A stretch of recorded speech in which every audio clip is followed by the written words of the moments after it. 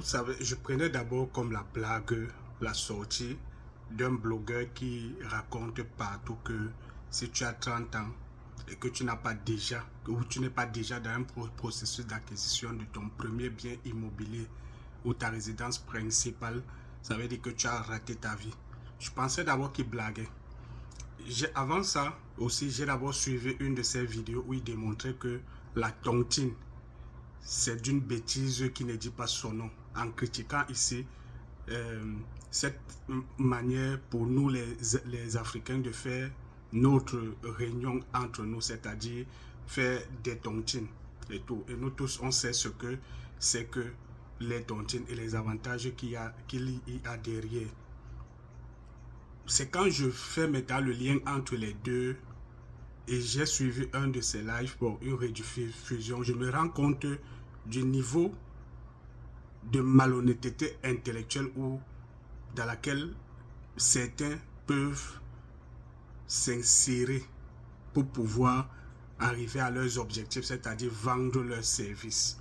Donc, ils préfèrent gâter toute une culture, toute une manière de faire, de penser qui nous a précédés et qui n'a pas encore montré ses conséquences négatives jusqu'à présent. Parce que c'est bien de vouloir évoluer, mais on n'évolue pas juste pour évoluer. Ou on ne change pas un système juste pour le changer. On le change pour améliorer ce qui est, pas pour détruire. C'est très grave. Je ne vais pas entrer dans certaines choses trop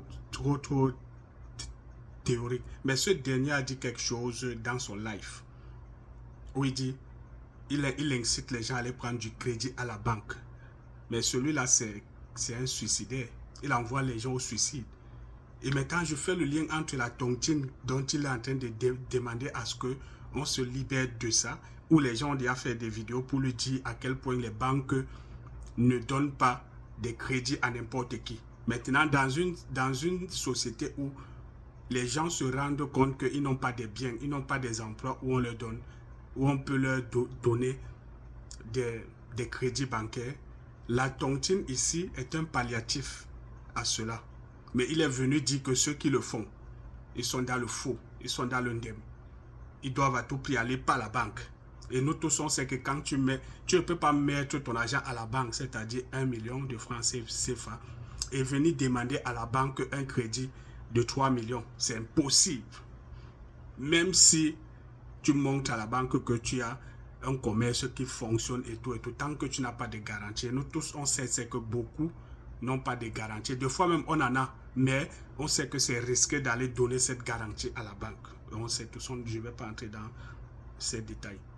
Et la tontine ici a plusieurs objectifs. La tontine non seulement permet à ce que tu puisses avoir au sein de ta réunion des crédits, mais aussi avec un faible taux d'intérêt d'une part, et d'autre part, ça te permet aussi de lier des relations humaines avec tes frères. Donc ce n'est pas seulement une affaire financière, c'est une affaire même humaine.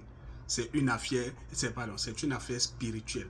Le fait d'être avec tes frères, ça génère ou ça suscite en vous cette atmosphère familiale, cet esprit de solidarité qui est au-dessus des biens matériels. Donc, franchement, parlant même maintenant de la richesse, on va revenir, je vais faire une autre vidéo dessus parce que celle-ci devient déjà très longue. Parlant de la richesse, vous pouvez ne pas avoir eu votre maison parce qu'il parlait ici de laisser des dons et des biens aux enfants et tout. Quand vous êtes à un certain âge, 40 ans ou plus, et que vous vous rendez compte que déjà la vie n'est pas linéaire, voilà, vous vous rendez compte d'un certain nombre de choses que vous n'avez pas pu atteindre du fait de vous rappeler de vos projets quand vous aviez 20 ans et que ici ça ne se réalise plus. Vous pouvez transposer ce projet à vos enfants, pas leur imposer. C'est-à-dire quoi? Vous leur laissez ces derniers faire ce qu'ils veulent ou alors leur passion. Mais si votre objectif était de créer ou de générer de la richesse, vous leur enseignez la gestion financière, la gestion de la mise en place des projets. Vous leur enseignez ça à vos enfants. Parce que je dis encore, et je le dis dans presque toutes mes vidéos, la principale richesse, disait Jean Baudin, c'est l'homme. Il n'y a de richesse que d'homme. C'est l'homme qui est la véritable richesse. Vous laissez des biens matériels à vos enfants s'ils n'ont pas une éducation financière, une éducation à la gestion. Ils vont dilapider tout ça. Ils vont vendre ça. Mais si vous leur laissez l'intelligence à pouvoir générer ou créer ou susciter la création de la richesse, vous gagnez. Parce que on voit, on entend souvent des gens dire il est parti de rien, il est devenu riche. Vous croyez que c'est parce que la personne subitement, d'un coup de baguette magique, a créé une entreprise? Non, c'est grâce à son intelligence mise en exergue auprès des personnes qui lui ont fait confiance et qu'il a accompagné jusqu'à obtenir un capital dans la structure ou alors à partir de ses services intellectuels. Vous voyez un peu. Je vais revenir avec d'autres vidéos sur ce contenu-là. C'est très intéressant. À la prochaine.